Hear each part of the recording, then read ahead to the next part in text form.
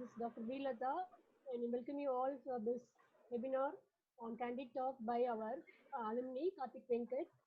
He's a global business manager on travel Google. And after 15 years, a long period, we have contacted him and he readily accepted our invitation. And now he is going to discuss about his experience with you. I welcome all our faculty members and the coordinators of this program and the student members for this program. I once again welcome you all. Over to Alarmati. Thank you, ma'am. It is my pleasure to introduce about our alumni, Karthik Venkat. Karthik Venkat completed his graduation in the year 2005. He started his career at Infosys as a techno-functional consultant. After working at Infosys for 5 years, he graduated his MBA from IMT Ghaziabad in 2011. Post, he joined the technology giant Google as account strategist. He has close to 14 years of industry experience and currently working in Google as a global business manager. During his tenure with Google, he has played various roles and also coached and mentored various teams. His career span includes experience across business development, team management, consulting services, project management, and digital sales across complex industry and markets. He also enjoys his time as a visiting faculty in some prominent B schools during his free time. Now I request Karthik Venkat to start over this session. Thank you, Lata ma'am. Thank you, Valarmati ma'am. Good morning, everyone. Hope you're all doing well and keeping safe all at home.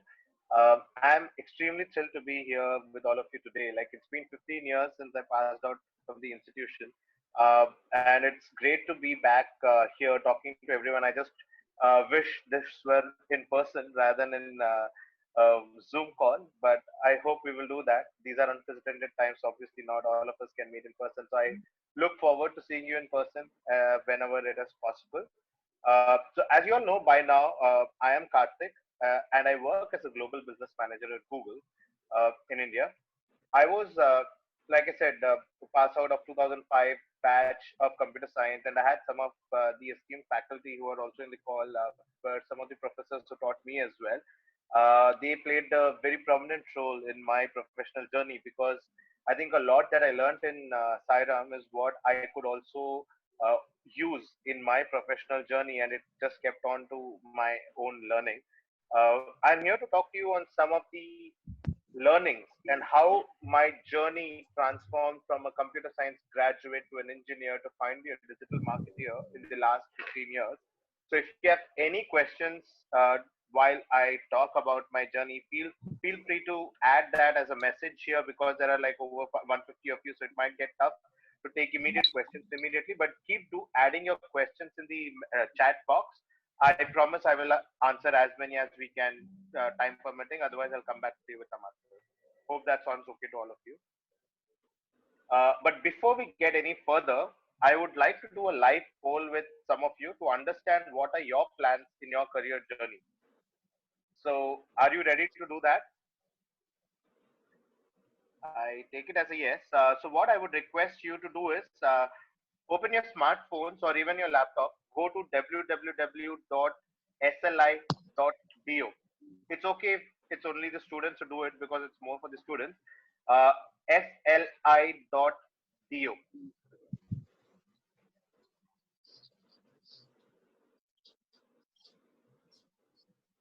So once you open that site, it will ask you for a code. You have to type the code that you see on the screen, 64874. The website is sli.do and the code is 64874. There are about 3 questions, so it's just a live poll to understand how each of you is just looking at your career and what are the options that you're typically looking at. And it's a live poll, so you will see that the parameter just moving here and there. So let's see how many participants are there.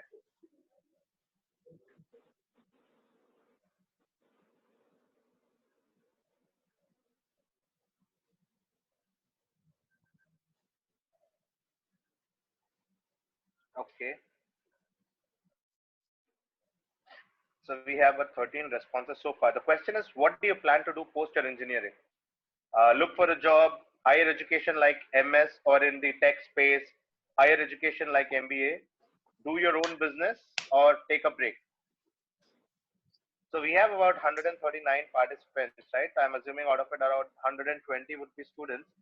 So let's wait until we get about at least 70, 80 responses here. Most of you are inclined towards looking for a job immediately after.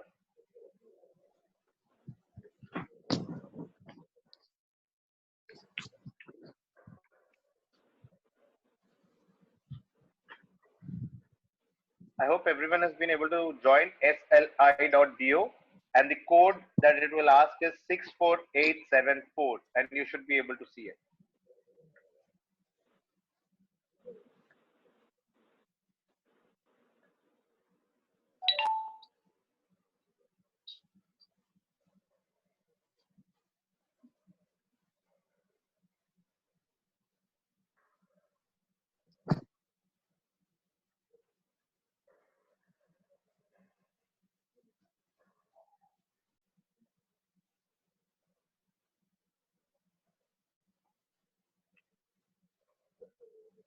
So once we cross about 50, 60, we'll just move to the next question.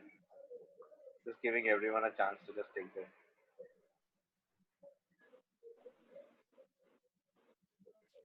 Not bad. Some of you want to do your own business as well. That's good.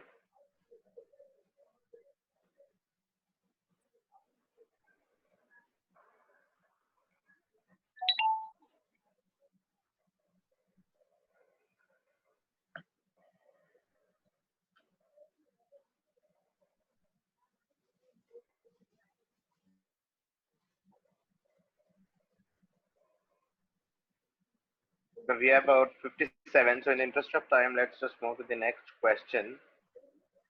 What would be the career path that you would look for? Like, since majority of you said that you would look for some job, what kind of job would you want to look at? I don't think there'll be any surprises here, but let's just see.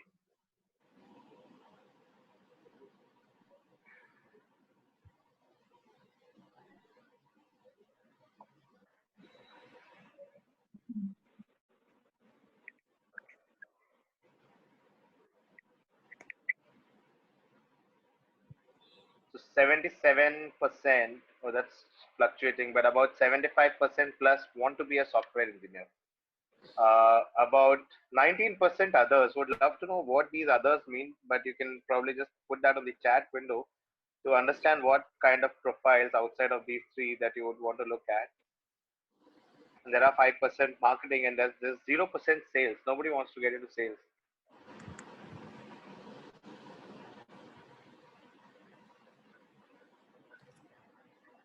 Okay, so let's move to the last question. Have you seriously considered options besides IT related future? It's an easy one, but have you considered any options besides IT as your future? No. Someone saying something?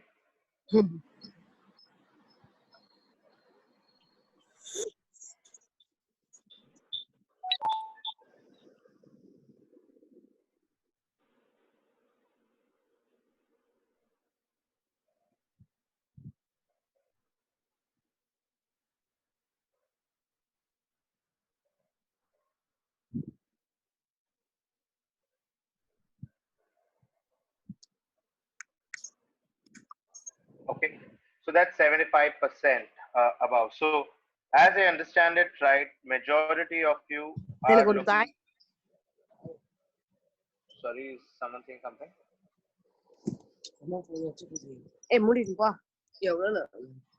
Okay.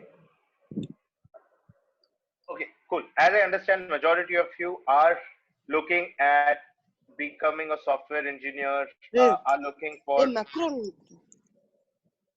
Whoever is speaking, can you please mute yourself? So majority of you look.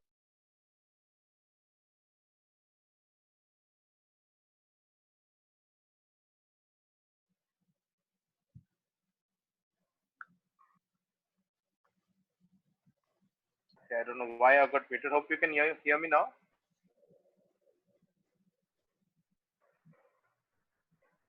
Yes. Okay, cool. So it's very clear that majority of you want to look for a job, are looking for IT specific aspects, predominantly looking at IT, and are looking for software engineering, and some are looking at other profiles as well, right? So it'll be interesting to see what is it that everyone wants to do here. But just to give you my perspective on how my career span uh, went, right? I was exactly in the same kind of mindset when I did my engineering. I don't think I ever thought that I would do anything beyond computer science engineering, because that was the whole premise of doing a computer science and engineering. But over time, things change, and you just go by the flow. And there are learnings, and there are decisions that you have to take. There are choices that you will have to consciously take. So I'm not the best to talk to you about tech aspects, though most of you are talking about looking at a future in software engineering. What I would want to do here is to give you a different perspective on how career span evolves over a period of time, talk about my journey and learnings, and then if there are any questions at all that you have in your mind, and if you get any different perspective, I would be really happy. So that's where we are. My engineering journey began right here at Saira, like I said. These pics are from my graduation day. The 4 years that I spent here in Saira were one of the best that I had, because it gave me a lot of learning, right? But it came with its own set of challenges and hardships as well. I was away from family for the first time in my life. And it was a big culture shift also. Though I am a Tamilian, it was a big culture shift because my dad used to work for a bank. So we used to keep getting transferred every 2 years, and we used to go to different cities. So as a child, I was quite adaptable in terms of new environments and new set of people and all of that. But predominantly, we've been in the northern side, or also a lot of time in Hyderabad. So you can imagine the kind of culture shift that we can have. And also, I'm a Palakkad Tamilian, right? So my Tamil will be very, very different from a lot of you. So there was a huge shift when I moved in, right, to Chennai, new place, new city, different kind of culture. And I've always been in relatively lesser strict kind of organizations, be it school, be it my uh, junior college that I was. Sairam was much, much more stricter. So there was a huge culture shift that I went through. But again, I had a immense learning because of all that I had in each of these, right? And my corporate journey actually began during my placement season. So when we had the campus season that started, I got placed in the first company that came to the campus for our batch, which was Virtusa. There were six of us that got placed there. I felt on top of the world. I was like, my happiness knew no bounds. I was like, I never imagined that I would get a job 1 year before I was to pass out. That is not something that I had imagined, because those days the placements used to happen towards the last semester of your course, so more towards the last few months is when you used to get placed. But I got placed a year early.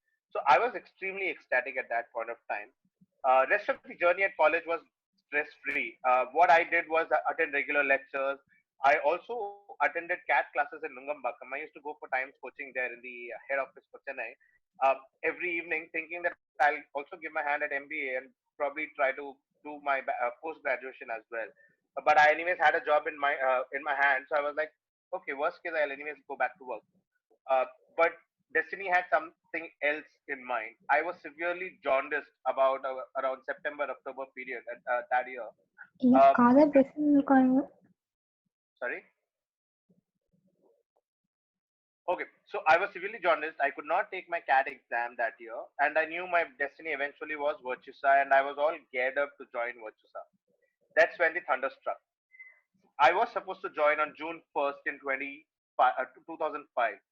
4 days before joining, Virtusa gave us a call, all six of us, and there were about 50 other students from Tamil Nadu who had joined Virtusa, who were supposed to join Virtusa, saying that they no longer needed any freshers, as their businesses were going through some changes and they were going through some challenges.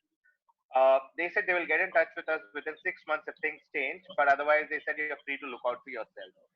I was shattered. I had already shifted to Hyderabad because I had to join Virtusa in 4 days, and now I was in a position where I was in a new city again without any family, out of college, out of job, and in the meantime, all big companies like Infosys, TCS, Cognizant had all done campus interviews already. So they were all gone.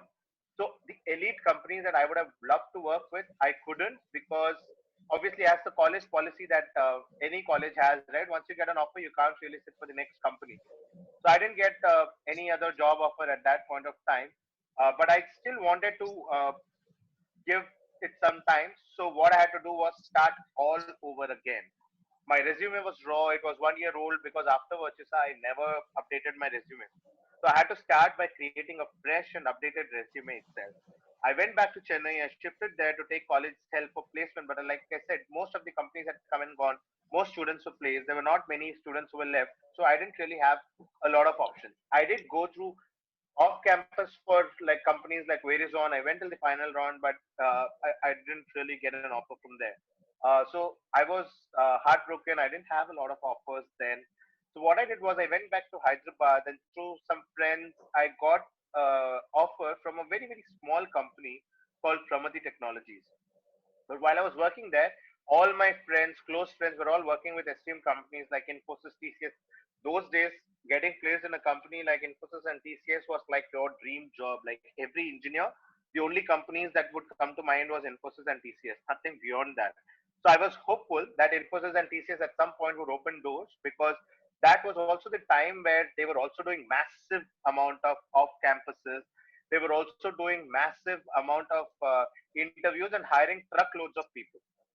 But I also knew that getting Infosys at that point of time was not easy because their interview process was quite strict.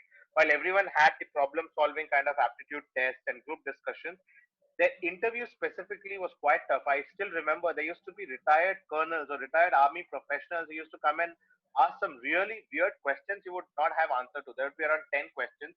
Even if you answer one or two, I think you would get the job. Those were the kind of times for getting a job at Infosys. But I gave my hand at both Infosys and TCS off campus while I continued to work at Pramati, which was a very small company then. Um, as luck would have it, things started to change. I got an offer from both TCS and Infosys.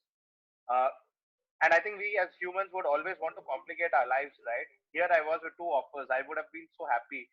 At the same time, I also created a problem or dilemma for myself. Now the dilemma was which companies to opt for. I have two of the best companies in Indian IT system, which is offering me a job. What do I do?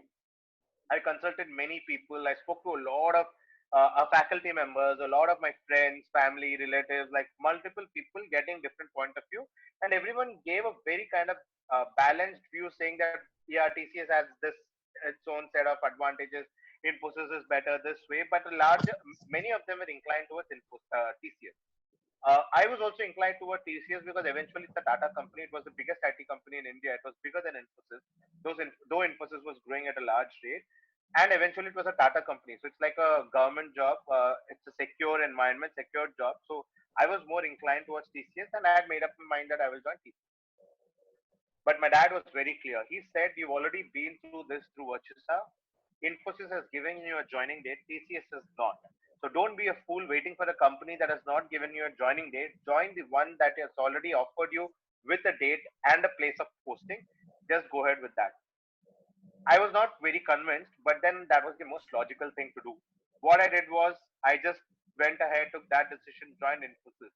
And in hindsight, if I were to think of it, I think that's the right decision that I'd made at that point of time because whatever I learned from my corporate life, Infosys has a huge role to play because it kept me grounded, it kept me real, it kept me less entitled because we had to fight for things for growth and all of that. It never comes easy, right? So Infosys kept me grounded for a long time. That was the start of my new journey. I had to join Infosys. I joined Infosys in August 2010. So that's 4 months after leaving college, right? So those 4 months were the toughest time of my life because I had to figure out. And then now here I was ready to join a corporate world. When I joined Infosys, I was awestruck by the campus. I felt this was right out of the movies. For me, those days, I think for any college goer, the dream kind of campus, college campus, was something like what we used to see in Kuch Kuch Hota Hai and all of these, right? So these are like full green campuses, really fun stuff to do. And then I joined Sairam. My threshold of the campus is that there because at those days it was still relatively new, right? We just had three buildings, and my view of a campus versus what I saw in Sairem, though learning was great, that was not the infrastructure I had hoped for at that point of time, right? Because you come out of this dream. So that was not my dream campus, though we turned out to do a lot of good stuff there as well. Uh, then I thought, okay, here I am. This is the dream campus I wanted. I know now the benchmarks have changed. Kuch Kuch Hota Hai kind of campus is no longer the threshold. I'm sure you have a lot higher threshold in mind in terms of dream campus, but I was just awestruck and enamored by the beauty of the campus. And every Infosys campus at that point of time used to be like really path breaking in terms of the infrastructure that any company used to provide, right? The sheer beauty of the campus itself made me motivated to go to company every day. I left every bit of the day that I used to spend at the campus, right? The first 2 years looked exactly like that. All I used to do was code, code, and code. I used to eat coding, I used to drink coding, I used to sleep coding. It was just the only thing that I did for 2 years. But the good thing with me that happened was I was never on bench. I don't know if you understand the concept of bench. I'm sure most of you do. The concept is like while you wait for projects to come, you work on specific projects, right? While you are on Infosys or TCS payroll, you're on specific projects and you will be on bench if you're waiting for your next project to come once your earlier project has ended. Good thing for me was I was never on bench. I was lucky enough to get projects back to back.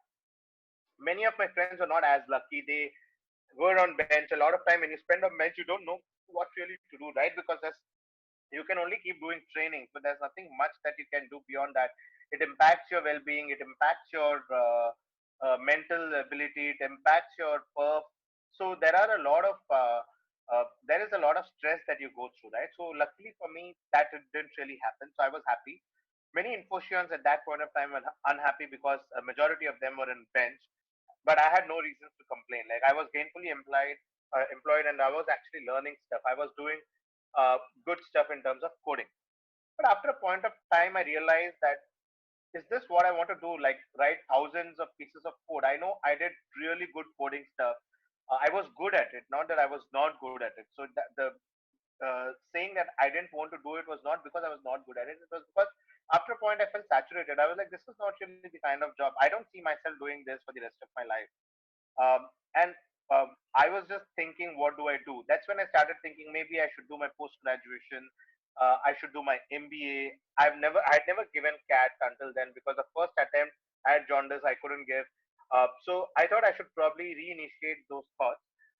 So I started doing my CAT coaching over the weekends. Weekdays I used to do work. I used to still give my full dedication to work over the weekdays, and weekends I used to do CAT coaching.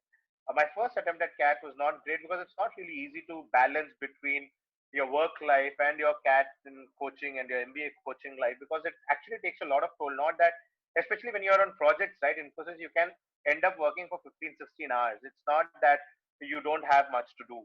But if you are on bench, you would still have a lot of time because you probably are in office for 8, 9 hours. Then you can spend some more time. So I had a bit of challenge, but I knew that I realized that destiny probably had something else in mind because my CAT didn't work out well in the first year. Though I was determined that I would do that again in the next year. But destiny had a different role to play again. One evening, my manager asked me to come and see him, and he randomly asked what my future plans were. I was totally stunned because I never imagined that manager would suddenly ask what my future plan is. At least in those times, manager we didn't really have career conversations per se, right? We used to just take it by the way it goes. Now we at least have structured career conversations in corporate. Those days we never used to have it, and nor was I prepared for it, right? But in my guilt conscious, I was constantly thinking that my manager realized that I'm prepping for CAT even in office after office hours. So I thought he was just going to ask me about it, and I was quite scared about it. Very calmly, I just told him nothing. I've not really thought about it. I'm still thinking what are the different options I have to take. He then said, "Okay, then I have a plan for you." And I still thought he probably found out and he's going to say something about the CAT. He said, "There is a project that is going to start in the UK, and we were thinking of you for that particular project. Would you go?" For a minute, I didn't understand what was happening because until then, on-site was more for senior folks, right? You never imagined that within 2 years you would get an on-site opportunity because at least in my peer group, I didn't know a lot of people who got that opportunity. So I was very happy. I knew one or two who had gone, but I still thought it is by default for a higher level and also for a senior pro. So I took some time to digest that, but then I was ecstatic. I threw the entire MBA preparation out of the window. I was like, MBA can wait. I have to make the most of it. Um, but I told him, but we've never discussed on-site opportunities. What he told me was the first learning I had in my life. He told me that that's exactly why you're getting this opportunity, because you've done some great work. You've never asked for anything. You've always contributed for good work. You have such great attitude. And when I compare you to others, you've never asked anything. You've constantly delivered good results. So having a positive attitude towards work is extremely critical. So he said that's exactly why you're getting this opportunity. I was super happy. Like I was on cloud nine. I said, of course I want to go. Like there's no question about it. But I was just surprised that you're giving me this opportunity. Then the next chapter in my professional life started. I moved to London for an on-site project. I lived in London for a year with Infosys when working on different projects, and I got to work with a great bunch of people at the client's end, right? And I think anytime you go on site, and I'm sure most of you would do if you get into an IT kind of role, that by far is the biggest learning that you can take in your IT job, right? Because it gives you a very good perspective about how businesses work. You work very closely with the client. You're no longer just doing coding. You're trying to understand their business, and you're also going to churn out some business requirement documents, the BRD that we say, or create RFPs for them, so you will understand how businesses operated. So in terms of both professional and personal life, if I had to think of it, that 1 year was a great learning. Um, and from a personal standpoint, given it was Europe and London has such great connectivity, and after Sairam, I had friends in every part of Europe. So every month I used to visit one new part of Europe. So I used to travel and I used to do good work as well. So I was doing good for myself. People around me were quite amused by the fact that I was just 22 years old then. I'm also leap year born, so that in fact also amuses a lot of people that how can someone be born on 29th of Feb.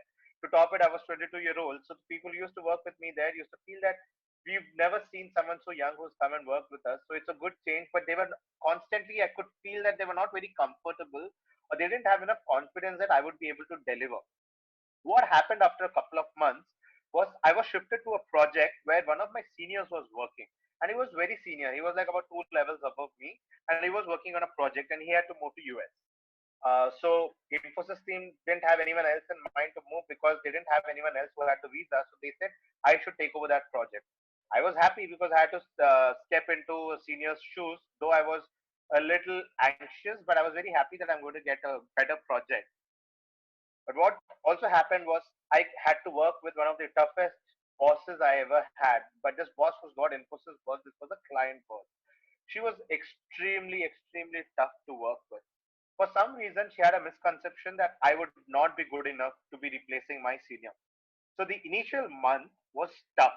I had to prove myself for everything that I said and everything that I did. She used to constantly question everything that I do. In fact, in those days, I don't know if we still do it with IT companies. I think we do it because of billing. We had to fill the number of hours that we've worked and where are we working? Like, is it reporting? Is it analysis? Is it coding? So we have to split our day's time according to that because that's how Infosys used to get billed. So I used to fill that, and there used to be a lot of questions in what I filled as well because she used to feel that I'm probably not inputting the right metric, though I know hand in hand that I was. But over a period of time, given the work, she also realized that I think she's being a bit unfair, and I also tried to prove myself through the work that I did. So after a couple of months, I think our relationship became pretty good, and to a point where she used to look up to me for a lot of things. So to a point where also she got a lot of her team members report into me because I kind of became a programmer analyst or a team lead at that point of time at Infosys. Um, and then I think my journey began really well at Infosys. It continued in a positive direction. I was happy, had no thoughts of leaving Infosys. At that point of time, many of my friends were shifting Infosys because Infosys was not a paymaster at that point of time. I don't think it's, I don't know if it is anymore. But at those days, it was not really the best paymaster for a software engineer or the fresh grads, right? But a lot of my friends used to shift because they used to get better pay, better projects, and all of that. But I was content. I was happy. So I just stayed back.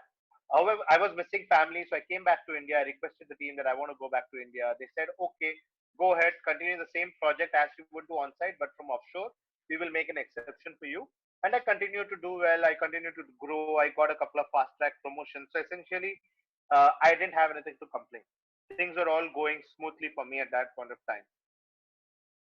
In 2008, 2009, a lot of you would have probably been in school, maybe mid school at that point of time, or maybe early school. In 2008, 2009 is where recession hit the world, right? A lot of people were getting out of jobs. Luckily for me, company like Infosys, my job was secure. But the whole point of doing MBA constantly kept nagging in my head because I wanted to do MBA. I wanted to do a post grad. But I didn't really give my CAD. I didn't really prep for me. So I wanted to start doing my CAD prep and all of that. And the other challenge was I had completed 4 years of my corporate life. If I do MBA, that too a 2 year MBA, after 4 5 years, it wouldn't add a lot of value, and it would be tough to take a break for 2 years after 4 5 years of work, right? Because you get used to working, you get used to earning, right? You get used to that lifestyle. The thought of taking a break and doing nothing for 2 years and just studying was a little tough for me. So I was at a crossroads where I didn't know what to do. I was one side there was recession, people were not getting jobs, so that was also a risk to do an MBA at that point of time. But my dad was also getting retired next year, so I knew that if I had to do MBA, this was the time. If I missed the bus, I would probably never do it at all. So it was a tough call, and my love for Infosys, right? Like I kept saying, I was super happy at Infosys. Like it was the best thing that could happen for me at that point of time. So that thought was quite difficult for me to decide whether or not I want to do MBA at this point of time. But I kept preparing for my CAT and GMAT. I thought, let me give it, let me see how things go. If I get an admission, we'll get to it later. I kept postponing the decision to later. But I did my MBA, I did my CAD, I did my GMAT. I got an admission from a relatively lesser known B school, IMT Ghaziabad, not really the biggest or the top institute, but it was relatively one of the top ones at that point of time, not the esteemed or prestigious IIMs. And I spoke to my manager. I was extremely confused. I asked him, like, listen, I'm not too sure if I want to take this admission. I don't know if I want to do this at this point of time. So he said, it's okay. Like, if you want to take a risk, it's okay to do it. MBA will give you a very, very different perspective. You should definitely do, even if you want to continue in your IT world. Don't forget about the job and if you will get a job or not. Eventually, we are here to protect you. If you don't get a job, given the amount of good work you've done at Infosys, I will ensure that you come back to Infosys if you don't get anything. So don't worry, just go and do it. That gave me a lot of confidence. So I was confident that I need to do MBA. I decided, I got the admission. I was like, okay, though it was like not an easy choice to leave Infosys, I decided to resign. The easiest thing would have been to take a year sabbatical and then go back and join again. But I thought, let me quit. If I get a better job, I would go there because you can't necessarily just be married to Infosys all the time, right? So I took the MBA admission at IMT and I went ahead with the 1 year program. I did the executive course. I didn't really do the 2 year MBA program because I felt that taking a break for 2 years was not possible for me. So I did my MBA at IMT Ghaziabad. I think some of your biggest takeaways or learnings come from MBA, right? And obviously, it will be the same with a lot of other postgrad also if you do your MS and all of that, because postgrad education typically gives you a totally different perspective. And MBA was more towards business. So my big takeaways or my big learnings from MBA was there was a lot of learning from the peers. MBA is all about learning from your own classmates, right? There are group projects, there are group assignments, there are group cases that you solve. So there's a lot that you learn from each other. You develop your own personality by engaging with so many people. Then there are some of the best faculty that we have which help us understand how businesses work. And above all, it is a lot of fun. I think one of the best times that you ever have in your education is in your postgrad, and even more when I was doing with my MBA, because we had a lot of fun outside of typical college. There was a lot of cultural activity within college in other colleges, so we used to take part in a lot of those. So it used to be a lot of fun at that point of time. But the constant problem was the recession was still mounting. There was there was no respite from recession. Companies were still not offering jobs to a lot of people. Campus placements were at an all-time low. So not everyone was getting good opportunity at that point of time. So for us, one reality check was a lot of people actually do MBA thinking that they would shift their profile from IT to something else, be it sales, be it marketing, be it operations, be it manufacturing, but something outside of IT or whatever you've done in the past, right? That's why people do MBA. For us, we were told your previous experience is going to be super critical. So you will definitely not be able to shift your job given the recession. So just think about going back to your previous domain of expertise. You will not get to change your domain of expertise. So mentally, we were preparing ourselves saying that, okay, we are not going to change our profile. I would probably go back to an IT job. But in my head, I was clear. If I go for an IT job, I would go for the functional consultant or a consultant kind of a role against a typical software engineer role, right? So I was getting up for campus placements, so slowly companies started coming in. I got shortlisted for the first company that came into the campus called Trident. I don't know if a lot of you would have heard about this company. It's a textile company. Uh, I had not heard great things about their culture because it was a typical textile mindset and an Indian company. So I had not really heard of a great culture for that particular company. Nothing to do with an Indian company or not an Indian company, but I think the fact that it was a very, very different background from what I was. So I was very clear that's not the kind of company I want to get into. So I refused to sign up. I didn't sit for the process because I thought worst case I will get into Infosys or I will try and look for another job. We reached out to a lot of other companies. I was in placement companies, so I had first-hand information that most companies declined to come to our campus, but we still kept trying, kept trying, kept trying. Uh, we even took our North Star. We tried calling Google and Microsoft as well. Though we were very confident they would not come. We were like, if small companies are not coming, Microsoft and Google are nowhere going to come. Microsoft declined as expected, but Google surprisingly told us that yes, they will come to the campus. Until then, for me, I had heard a lot of stories about people working at Google. It is a great place to work for. But in my head, it was just a search engine because I had never imagined in my wildest dreams that if I don't want to get back into IT, I would ever get into a company like Google, which is so tech heavy. They would probably only hire engineers. They would not have anyone else at all. So I thought I would probably not get into it. But the prospect of them coming for MBA really excited me. So I also knew that the interview process is not easy. You would have all heard about the Google interview process, right? Everyone keeps talking about 7 rounds, strict rounds, and all of that. So there are 3 or 4 rounds that you typically go through for sure, which is either telephonic or hangouts, or you do it in person. And then there are a few more rounds which may or may not be interview specific, right? So I prepared well for the interview. The first 2 rounds were on phone, and this was the first time Google came to our campus. Google had never come to our campus, and forget they've never come for the regular 2 year course. We never thought that they would come for a 1 year course, right? Because 1 year MBA was still relatively new at that point of time. So I was fully prepped. I gave 2 rounds of phone. At the end of that phone call, I still remember I used to whack my head thinking that what did I just do? Like it was one of the toughest interviews I've ever been to. But I cleared both of them. And for the third round, they called me to the Google office in Gurgaon. So I came to Google office along with my friend because both of us were shortlisted. We were fully dressed up in our placement attire. I don't know if you guys go through that as well, even in engineering now, but in MBA, and I'm sure with MS and others also, you have a placement attire that you need to adhere to. There are dress codes in terms of color of your suit, your tie, and all of that. So we fully dressed up, and then we went to Google. And when we went there, people looked at us as if there were aliens coming to the office because they'd never imagined someone in formal suits would just come in.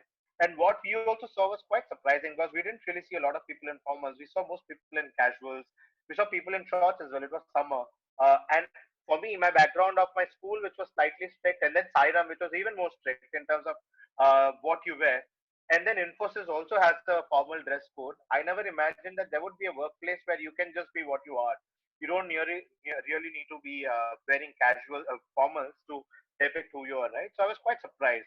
Then I did my interview there, and eventually it took 2 weeks for the results to come in. They didn't really tell us that I cleared it immediately or not. They said they'd come back in 2 weeks. Those 2 weeks were quite long for me because I was waiting for the result. And at the same time, there were a lot of companies that came to go to the campus as well. But I took the risk of not sitting for any of those processes because I didn't want to take an offer if I did clear. I didn't want to take an offer from them and miss out from Google. So I said, I'll wait for Google. Let me take the risk. Otherwise, we will see. And as luck would have it, Google sent me an offer. I was selected. Not only did I get an offer from the best company to work for, right, but also got an opportunity to shift my profile from IT to totally into digital marketing, something that I've never done. And that's the aspiration everyone has to do with MBA, but not everyone end up doing it. So I was lucky enough to get that opportunity. So I was super ecstatic. I joined Google in around August 2011. I was again amazed by what Google was and the company that it stands for, right? I had the same top of world feeling that I had with Virtusa, but the only difference is then the thought got shattered by the thunderstorms, but here it still holds good for the last 8.5 years. But like I said, having been in a strict environment, I felt so relieved to be in a company like Google where I could just be myself. I don't have to pretend to be someone else just because of the rules that I have to follow, right? And everyone was free to do the things that they wanted to do. I was also super happy doing trainings. The trainings were similar to college. There were a lot of fresh grads. So it was a very college-like atmosphere. The average age at Google was also quite young. So we were all very happy and we made really good friends at that point of time. And I'm like I said, my profile was for digital marketing, but I had no clue what digital marketing was until I did my training, and even if I did my training on the job, right? But while the initial couple of months were good with training and all of that, I still my initial year at Google was not really the easiest. The typical saying or the typical thoughts that the industry has is the first year post your MBA is the most difficult year because that's when most people quit their jobs because they are not happy with what they have gotten into from what they thought they would get into. Uh, if you stick for the first year, then you would definitely stay for a much longer time, right? So that's the typical mindset that I have, and in my case, it started getting true as well because I was getting a little panicky because I was like, is this where I belong? What is digital marketing? I was not very sure. I was not very comfortable. So I thought I should probably go back to IT because that's where I belong. So I started searching for jobs again, and I even reached out to my ex-manager at Infosys to say if I could come back to Infosys. He told me to calm down. He said that give it some time. You're just being impulsive. Don't try to take hasty decisions. Give it some time. Try to learn on the job. If you're not enjoying, then we can consider this. But I was adamant that I want to look for a job. So he initiated the process, though he was reluctant. But for some reason, those days, IT industry was not doing well. So the process didn't go anywhere. I got a couple of calls from other IT companies, but then that also had to stop at some point of time. So the only option I had left was to do the best, to make the best of whatever I had. I had no other option. So I was like, okay, let me just make the most of it. It was time to learn for me. I realized that I have to make the most of whatever I have here. So it is important to reinvent myself. It is important to learn on the job. So I put my heart and soul into what I was doing. I learned how the online ad space works. How do you get the best out of it for your advertisers? What is the best thing to do? I don't know if all of you understand the online ad space or the digital ad space. And I know there were a couple of questions that Valarmati ma'am also shared with me. Where students were asking what is pay-per-click model and all of that. Just to give you a brief understanding, at least as far as Google is concerned, the online advertising happens three ways. One is what you see on Google search. When people search for some particular query, you will see organic results, and then you will see the ads also placed on the top. When the user clicks on that particular ad and then they go to that particular page, is when the users are the advertisers are charged for a click. So that's the pay-per-click advertising. So that's one of the biggest forms of digital marketing.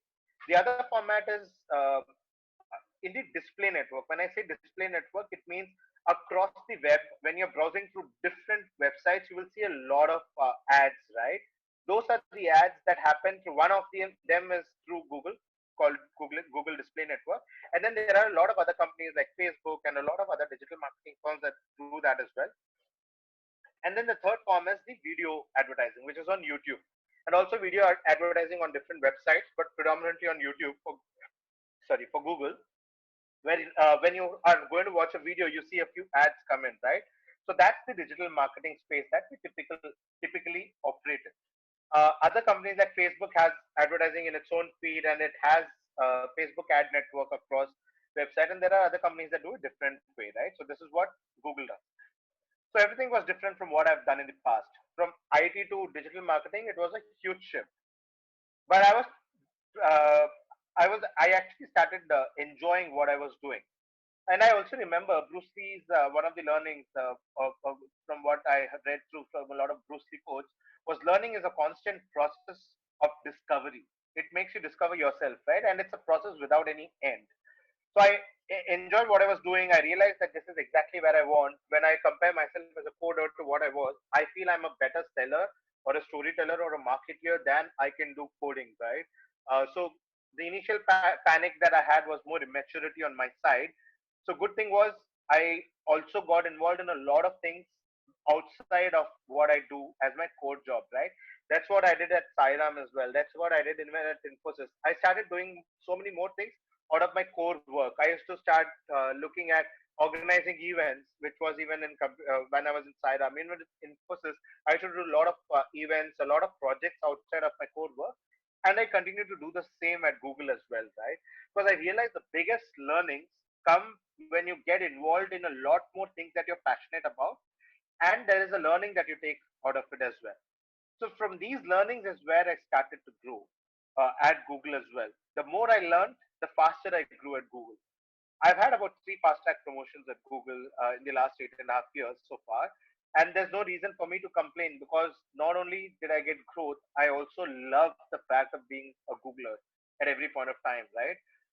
And that's why it's been 8.5 years. I'm still here.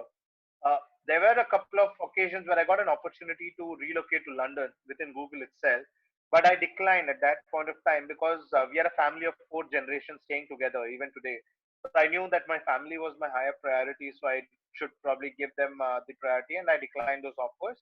I was clearly focused. I knew that this is the choice I have to make. So sometimes you have to take tough choices, or even if it's an easy choice, you need to make choices in your career, even in your personal life, right? But the good thing about Google is I've had the best opportunity to work with some of the smartest and the brightest of all people you can find in the overall ecosystem, right? There's so much learning that you can do from your peers. But the biggest reason that wows me about Google is the emphasis that Google places on respect and inclusion.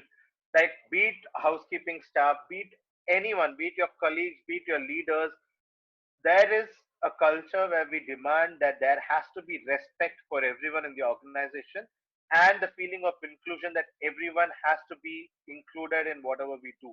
That is the reason that wows me about this company because it is very, very different from a lot of other companies, right? There's explicit um, emphasis on all of this. So that's what wows me. I was at Hyderabad for 5 years, grew through the ranks, became a manager for a team that I used to be a part of earlier. I managed a high performing team, some of the best people you could find at Google, whom I'm still in touch with, but they really gave me a lot of learning as well. That was one of the best experiences that I've had in Google as well. I learned a lot from every team member. However, after a point of time, after 5 years at Google in Hyderabad, I realized that I would love to gain some hardcore experiences. So far, my experiences has been more in terms of understanding digital marketing, working with people, operations, but I didn't really work directly with the client. And from my experience with Infosys, I knew that that was my strength and that's something I enjoy. So I wanted to get into hardcore sales, and that's why, along with my family, we moved to Gurgaon. In the last 3.5 years, we've been in Gurgaon. I've been working with some of the largest travel advertisers, helping them with their digital marketing strategy. So the last 3 years, I've worked with like a varied portfolio of, say, airlines, SpiceJet, Indigo, Vistara, OTAs like Yatra, Vistara, and then the others, digital players like Oyo, Ola, Uber, Redbus, and all of them. So I've had immense experience working with them, and I learned a lot while I worked with them. So my whole aspect of moving to a sales role helped at this point of time. In the last 5 years, what I also realized was I had a lot of problems in the entire transition from an IT to a digital marketing, right? I felt college was the right place where people could actually learn that and transition could become smoother. So that's the point I thought I should start getting involved with a lot of colleges and start mentoring students and also getting involved with a few universities where we typically go for hiring as well eventually. So what we did was we started a digital marketing elective where I go as a visiting faculty for a few of the top B schools, teach digital marketing as an elective for a bunch of students. Also go to a lot of other colleges as guest lectures and all of that in the digital marketing field. But the whole thought was to make people transition from their previous roles to digital marketing slightly smoother, if that's the path that they would want to take. So we moved there. Now many of these students are either in Google, or some of them are in different companies doing digital marketing profiles. So I still meet them. So it's a good feeling to meet some of these students who are also doing well in their career, right? So in the last 5 years, I've been doing a bit of mentoring and working with some of the students, and also mentoring a few of the Googlers that we have. So that's how my corporate journey has evolved. Just to sum it up, some learnings that I took, and even if one or two learnings out of these get true for you, I would be the happiest person in the world. The first thing that I said is having a positive attitude is extremely important. And the entire conversation I had with my first manager during my on-site experience, I think having a positive attitude differentiates you from a lot of people. So I think that is something one has to develop. You need to be resilient and flexible. Things always don't go out the way you planned it to be, right? You should always have a backup plan or a plan B in mind. You should be ready to change your course of action if something wrong happens in your way, right? And I've given you a couple of examples in my own situation. You will encounter situations where you have to make tough choices. It's not always going to be the easiest of all. You're not going to always have the easiest choices to make. Uh, However, nothing is impossible. You've seen my journey, right? If you think things through, and if you have a positive attitude, nothing is impossible. You should also learn from your failures. Don't be impulsive. Don't be immature. I've given you my example of how I've been impulsive in my early career at Google, but you'll also learn from some of these failures, some of these impulsive decisions that you take. So always be ready to learn from your failures. Be ready to accept your failures as well. The day you start accepting your failures, your growth will start from that day. And I think after a point of time when you start doing well in your career, I think it will be a great time for all of you to start giving back to the society in whatever way you can. My request would be to give back to the society, be it as mentors, be it as faculties, be it whatever you can. Do it. Do your bit for your faculty or for your students, for the future generations. I think that'll what keep the industry going as well. So those are my learnings. On that note, thank you. I know it was a long rant, but that was what I learned. That was what my journey looked like. But now looking forward to your questions or anything that you have to ask.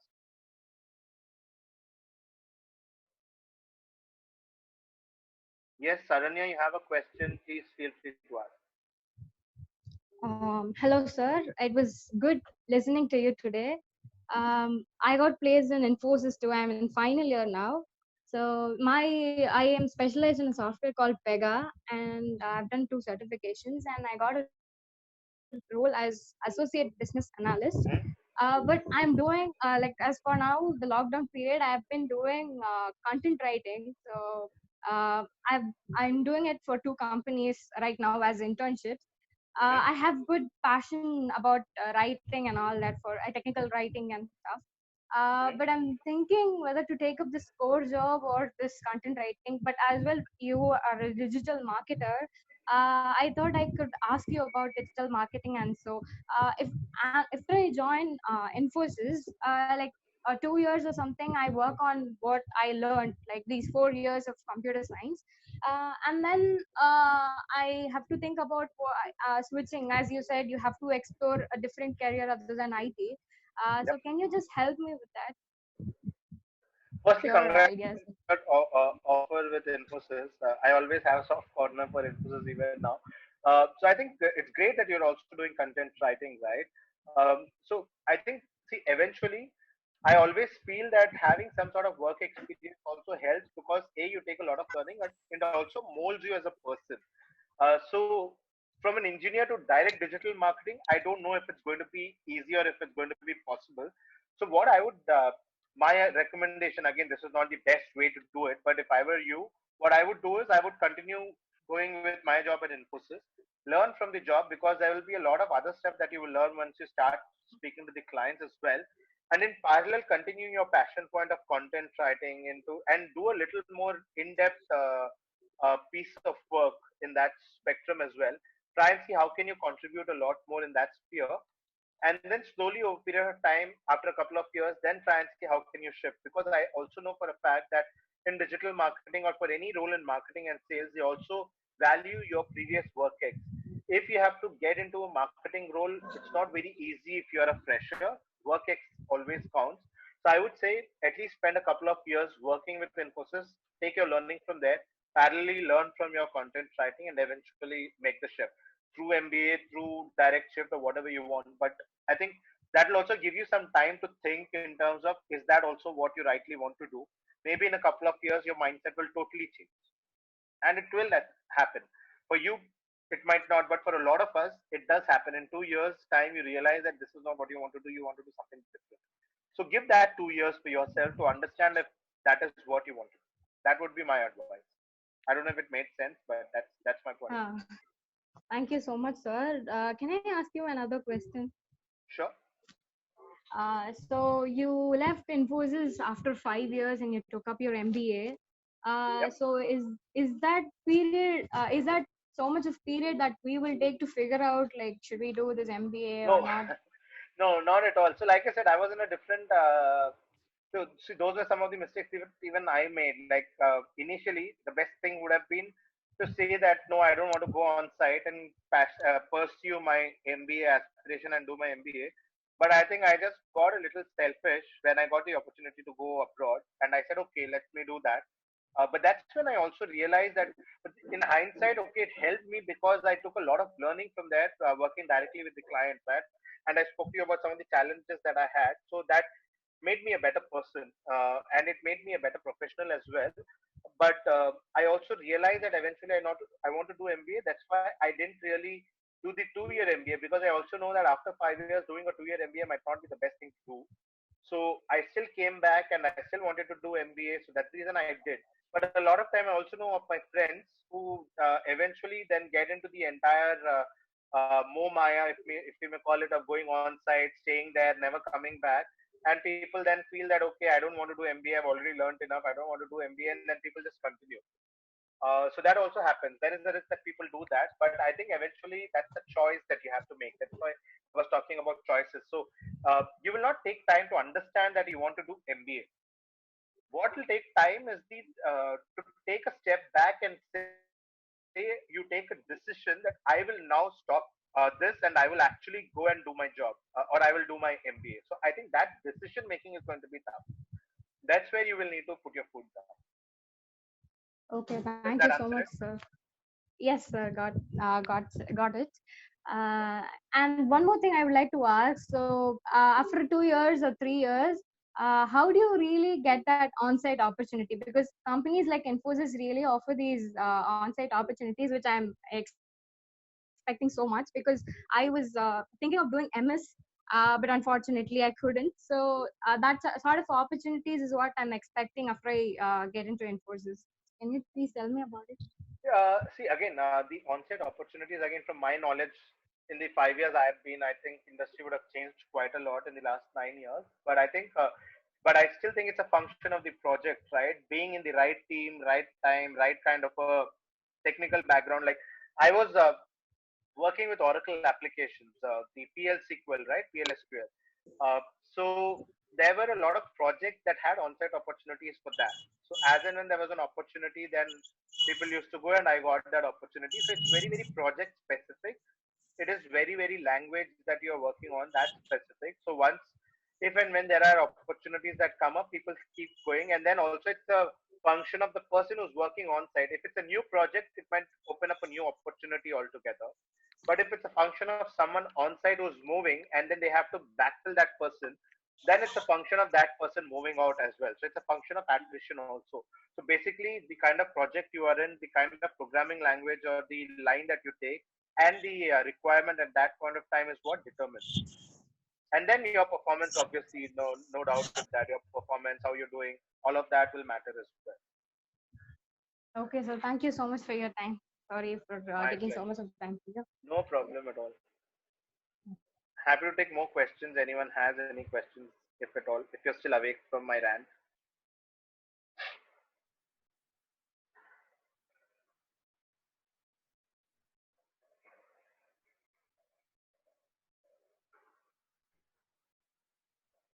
Any questions? You can unmute yourself now. Now that we are done with the presentation, and you can directly ask. Not a problem.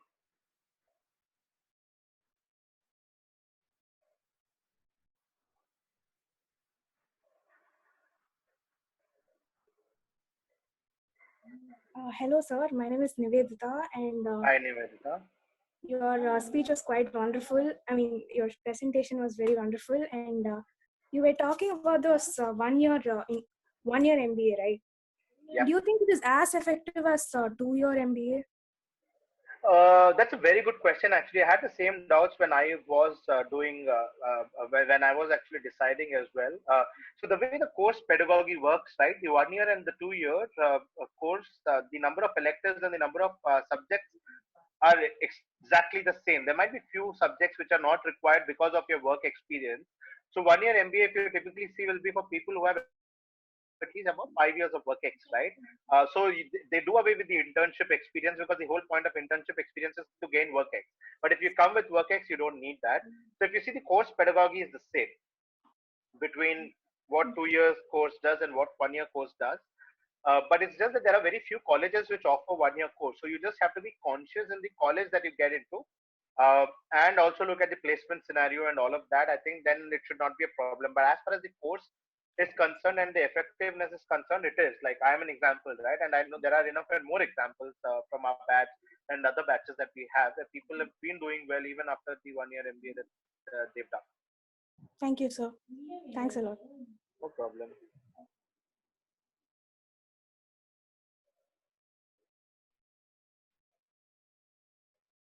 Any more questions, students, or even faculty members? If you have any questions that everyone asks you, sorry, I'm just taking my charger because there's no charger. So if anyone has any questions, even from the faculty, please do tell me.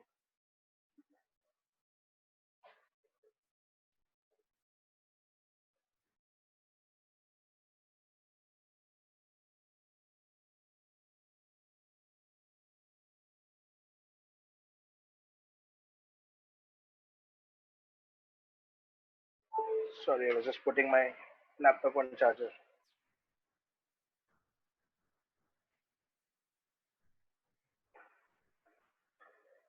Any questions? If you have any questions, you can ask. Unmute yourself and ask. Unmute or chat screen, anything. Karthik Venkat, can you share the experience about Google or opportunities, placement opportunities in Google? Well, it's hard to say about placement opportunities in Google at this point of time because of all that is happening currently. So I don't really have clarity because I don't really work in that space currently with our university team in terms of how recruitments happen at this point of time. I think everyone is still trying to understand how to make the best of the post-COVID scenario. So honestly, I don't have an answer towards placement scenarios at this point of time. But maybe once things get a little clear, I'm happy to come back to you on that.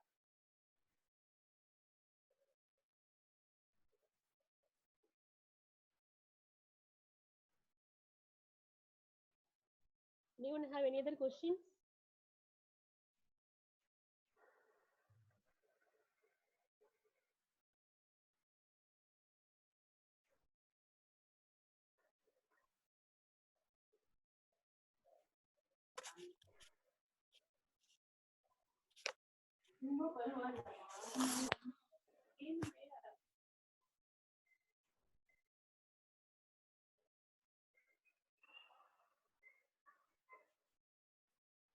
Any question, you can talk to him freely. He's our student only.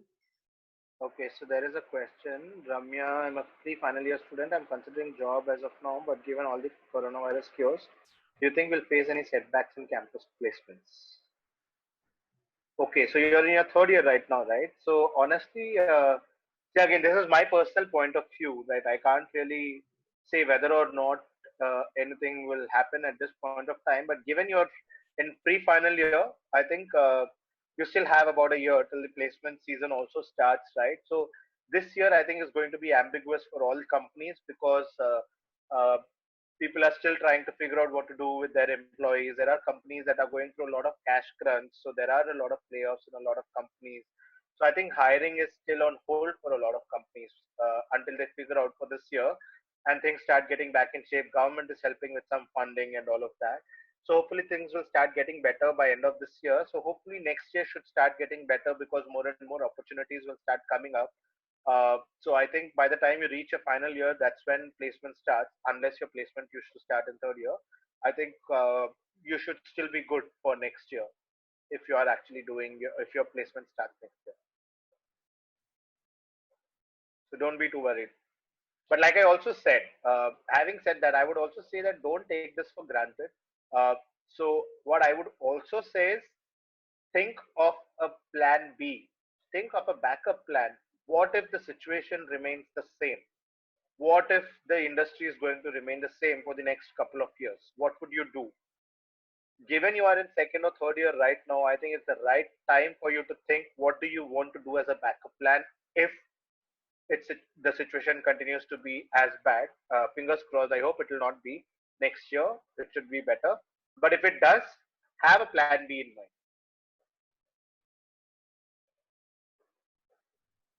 Thanks, Ramya.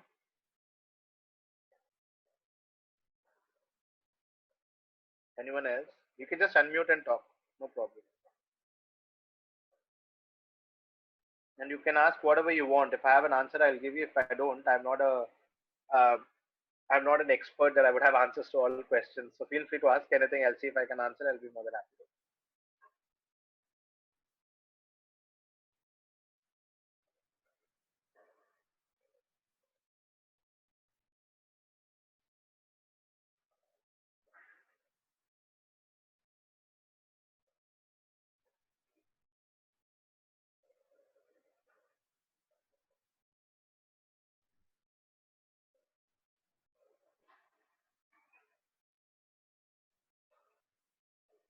Okay. Is that it?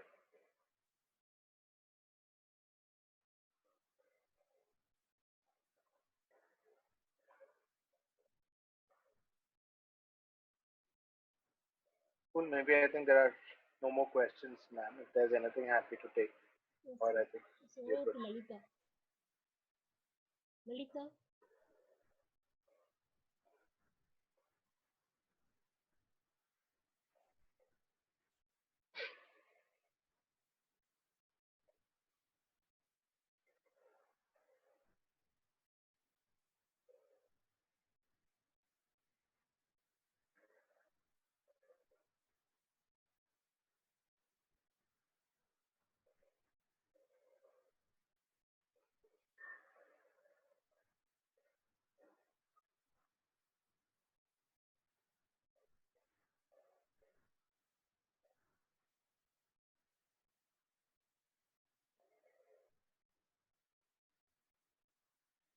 Okay, there's a question. Can you share text experience at Infosys training? Do you mean the long-term training and the tests that we have to take and pass or fail defines your job? Is that the one you're referring to, Radha? Okay. Luckily for me, I didn't have to go through that honestly, because when we joined, right, there was a huge requirement for projects directly within the group. So I was not put into training right away. I was put into projects right away, and then given training was still mandatory, we had to go through some training, but we had a very express kind of a training. So our training was all good. It was tough. Like there were a couple of exams which were tough, but then you learn on the job. Given that I had experience working on some projects, I think we were able to do it. But listen, the training is also quite exhaustive. I know for a fact that they go through 6 months of training, so you do learn a lot. So it's not that you would flunk that exam or if it's not going to be easy. If you do your training well, you'll really do your exams well. It's not something that gets asked outside of your training, so don't be too worried about it.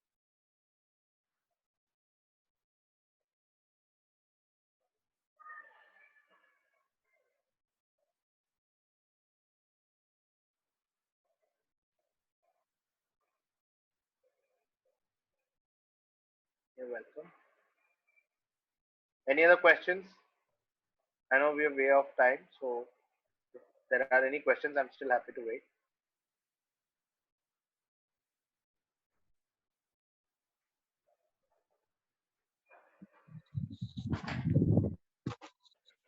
Hello, sir. This is Saran again. Yep.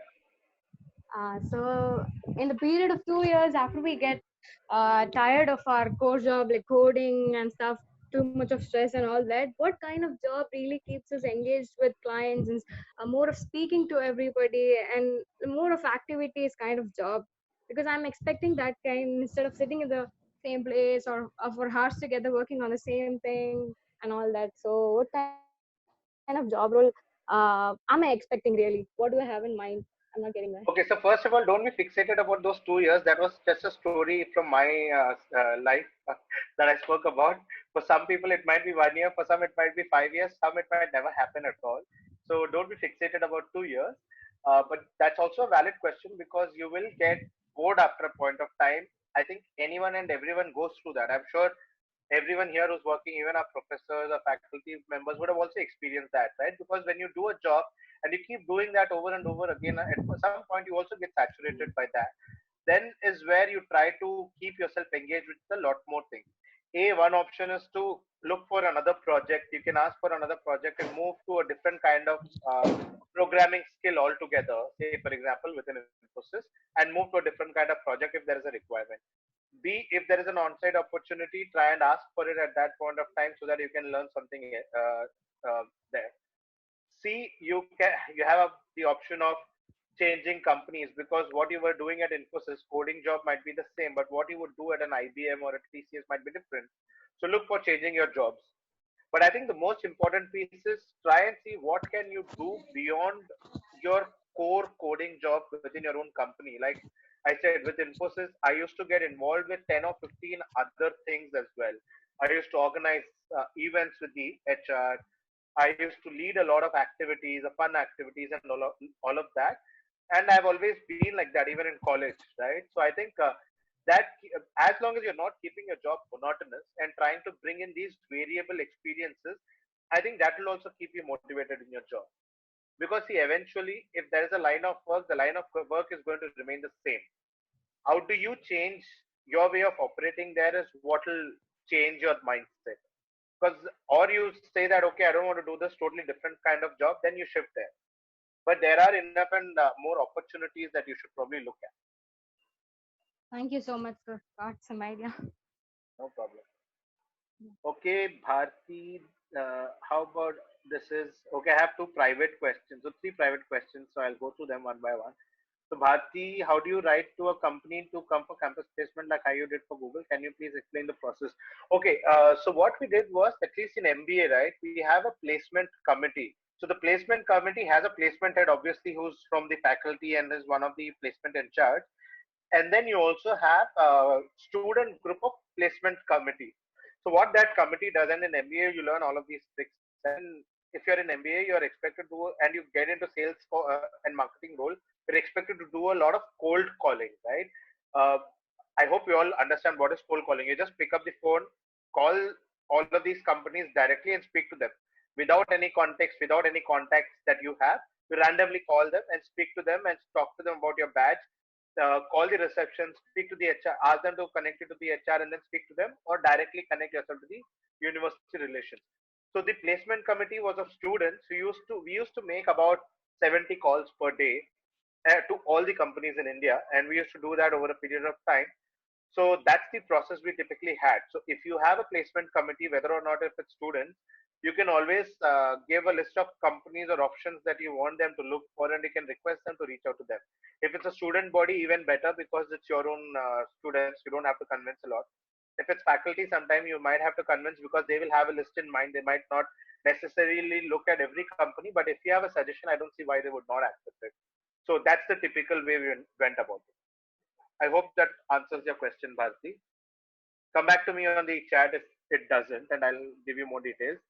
Next question is from Pooja. How about masters in abroad after a year? Will it be normal, or what's your opinion? So you mean to say masters in abroad after 1 year of work X? That is what I'm assuming you are. Uh, so if you want to do masters, I don't think there is a timeline that you would typically have. You can do it after 1 year. You can do after 2 years, anytime that you want to do, right? Because work experience helps you. The company will look at you as someone who has a bit of work experience, so they would probably prefer you. The institutes might prefer someone with 2 years of experience. But my personal take typically is you will have to give at least 2 years to your job to make the most of it. Because if you look at it, right, about 3 to 6 months will take just to get trained into your job and into the initial learning. And then it'll take about 3 to 6 months for you to ramp up and then get accustomed to your job. So your first year is just into training and then just getting into the ramp up phase. It will take at least one more year for you to deliver and then learn from your job as well. So my personal opinion is it'll take at least 1.5 to 2 years, ideally. And that's what I think even a lot of colleges also look at. I don't think a lot of them prefer 1 year. But again, if you think in the 1 year, if your work ex has taught you a lot of stuff, and if you've been able to stay ahead of the curve, nothing stops you from doing that. So you'll have to take the call depending on your learning and where you are.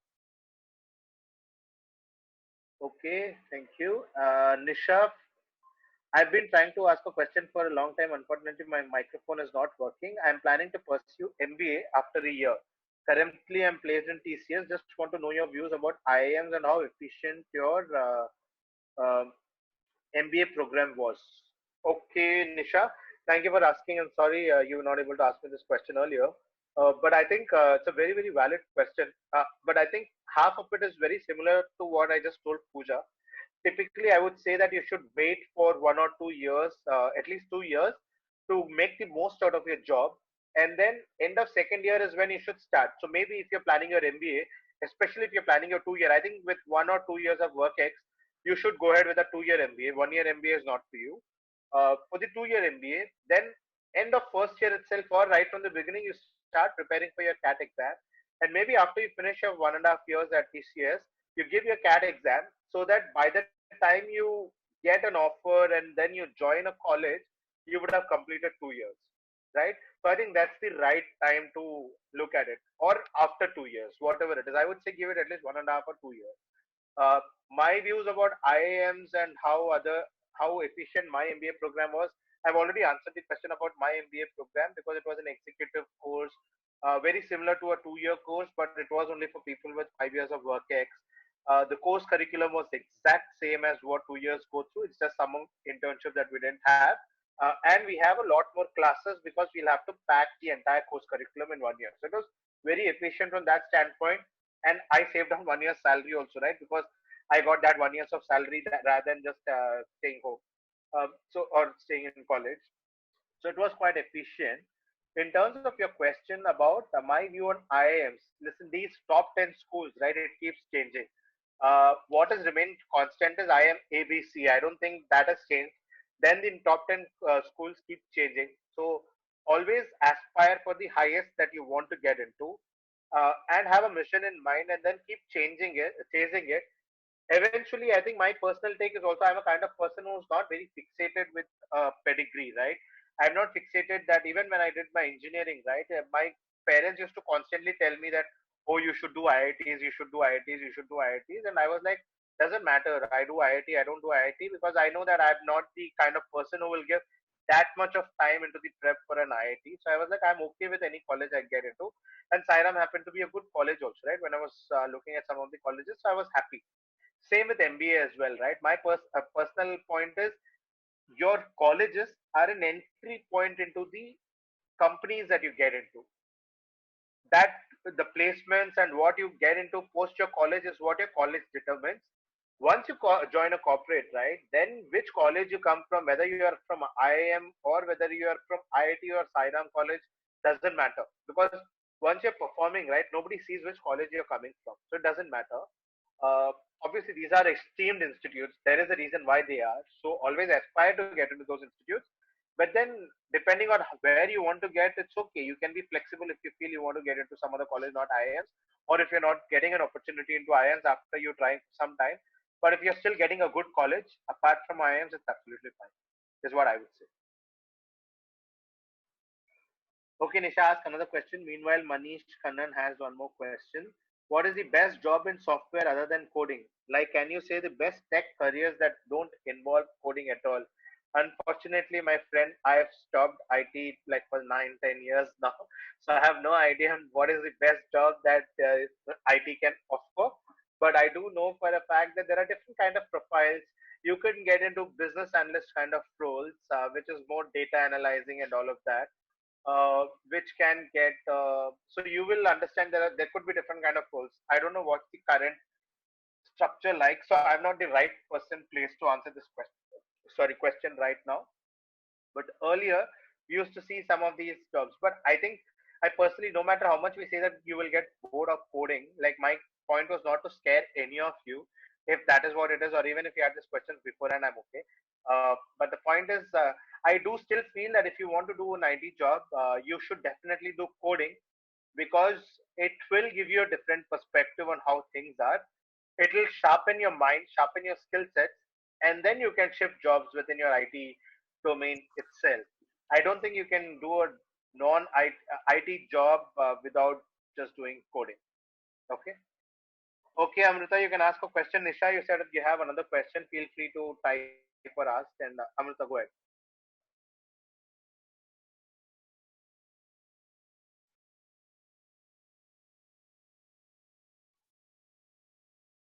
Amrita, you're on mute. I'm unmuting you. Uh,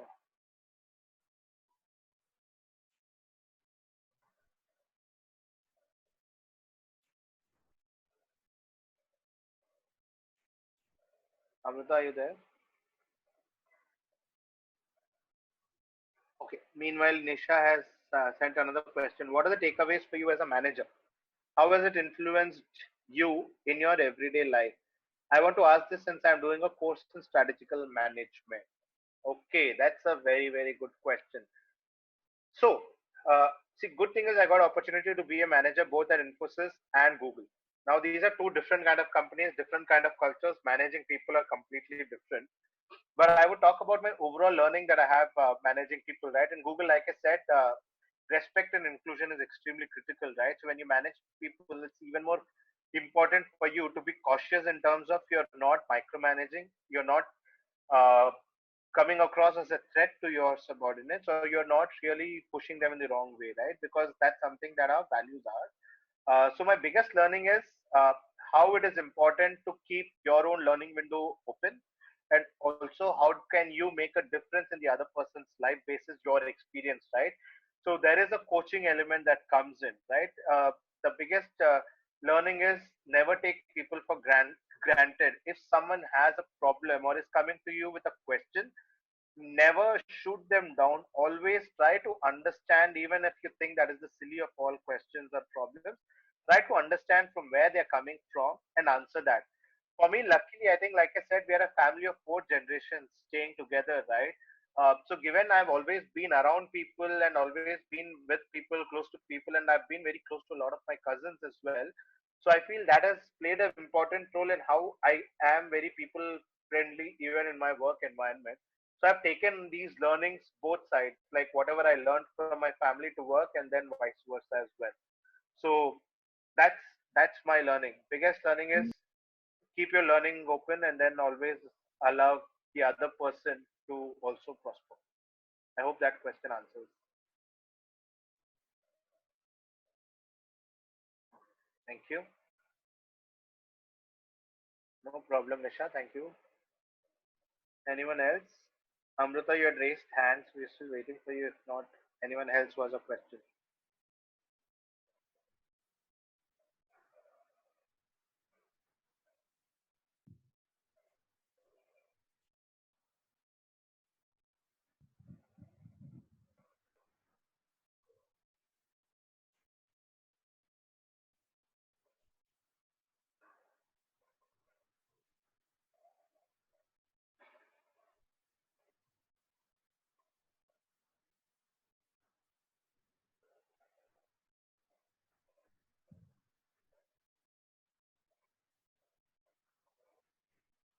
Okay. No further questions. Shall we close the session, Karthik Venkat? Yeah, I'm absolutely fine. Otherwise, ma'am. Yes. Okay. Over to Mrs. Lalita.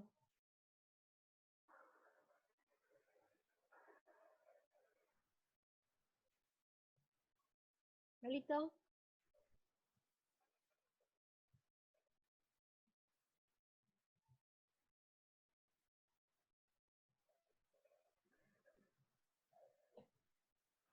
so audible is not to the level. I thank Karthik Venkat for giving us a wonderful presentation for our students. Hope this will be useful for all the faculty members and all the students. Thank you so much, Karthik Venkat. Thank you so much, everyone. Really appreciate the time, and all the very best for your future. And I hope we meet at some point. Thank you so much, Lata ma'am, Valarmati ma'am, everyone, Kavita ma'am, all of you for even reaching out for this. Thank you so much. Students, you can leave now.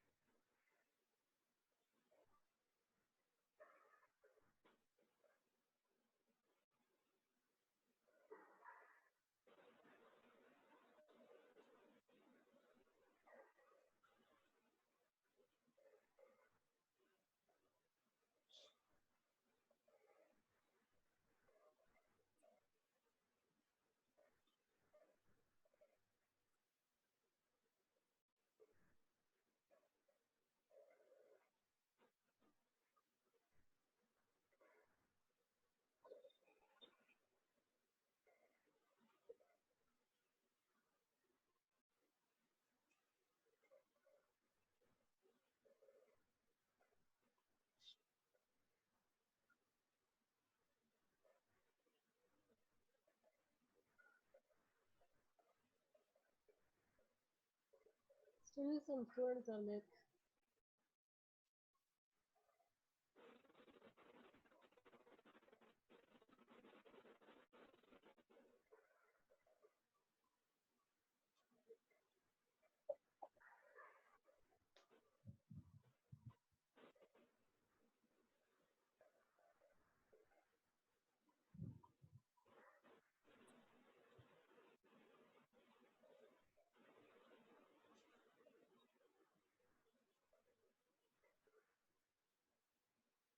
Shall I end the session, Karthik Venkat?